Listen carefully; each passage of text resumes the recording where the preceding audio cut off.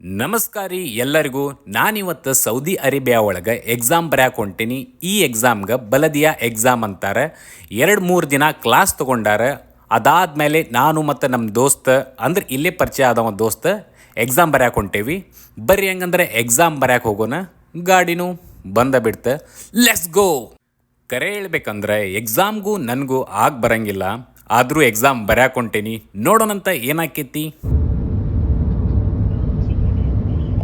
ಇಲ್ಲಿ ಗಾಡಿ ಒಳಗೆ ಎಲ್ಲಿ ಬೇಕಾದಲ್ಲಿ ಎ ಸಿ ಇದ್ದೇ ಇರ್ತೈತಿ. ಎ ಸಿ ಇಲ್ಲ ಅಂದ್ರೆ ಇಲ್ಲಿ ಮಂದಿ ಸತ್ತ ಹೋಗ್ತಾರ. ಇದ ನೋಡ್ರಿ ನಮ್ಮ ಬಲದಿಯಾ ಎಕ್ಸಾಮ್ ಸೆಂಟರ್. ಇಲ್ಲಿ ಸಿಸ್ಟಮ್ ಒಳಗೆ ಕ್ಲಿಕ್ ಮಾಡೋದಿರ್ತೈತಿ. ಸ್ಪಾಟ್ನ್ಯಾಗನ ರಿಸಲ್ಟ್ ತೋರಿಸ್ತೈತಿ. ನೋಡೋಣಂತ ಏನಾಗ್ತೈತಿ. 2000 years later. ಸೀರಿಯಸ್ ಆಗಿ ಹೇಳ್ತೀನಿ, ಲಾಸ್ಟ್ ಕ್ವಶನ್ಗೆ ಬೀಜ ಬಾಯಿಗೆ ಬಂದ